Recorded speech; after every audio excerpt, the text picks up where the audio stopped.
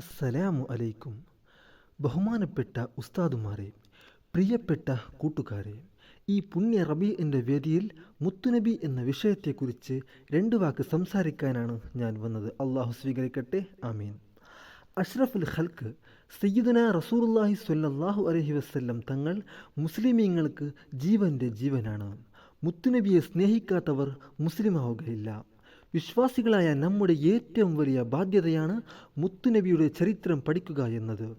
എത്ര വായിച്ചാലും എത്ര എഴുതിയാലും തീരാത്തതാണ് മുത്തുനബിയുടെ ചരിത്രം. എല്ലാവരും പറയുന്നു മുത്തുനബി മദീനയിലാണ് ഉള്ളത്.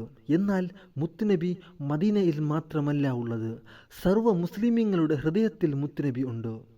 ഒരു പ്രതിമയും ബിംബങ്ങളും ഇല്ലാത്ത ഒരു മനുഷ്യനെ ലോകത്ത് ഏറ്റവും അധികം ജനങ്ങൾ സ്നേഹിക്കുന്നു.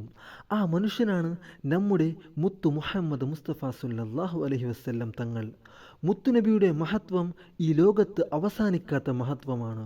അള്ളാഹു പറയുന്നു, ഓ നബിയെ, അങ്ങയുടെ പ്രകീർത്തനം നാം അത് ഉയർത്തിയിരിക്കുന്നു. സഹോദരങ്ങളെ, ഈ ലോകത്ത് എത്ര പറഞ്ഞാലും തീരാത്ത മദ്ഹ് അത് നമ്മുടെ മുത്തുനബി സല്ലല്ലാഹു അലൈഹി വസല്ലം തങ്ങളുടെ മദ്ഹാണ്. എവിടെയെല്ലാം അള്ളാഹുവിനെ പറയപ്പെടുന്നുണ്ടോ അവിടെയെല്ലാം മുത്തുനബി സല്ലല്ലാഹു അലൈഹി വസല്ലം തങ്ങളെയും പറയപ്പെടണം. മുത്തു മുഹമ്മദ് മുസ്തഫ സല്ലല്ലാഹു അലൈഹി വസല്ലം തങ്ങളെ സ്വപ്നത്തിൽ കാണാൻ അള്ളാഹു ഞങ്ങൾക്ക് തൗഫീഖ് നൽകട്ടെ, ആമീൻ. അസ്സലാമു അലൈക്കും.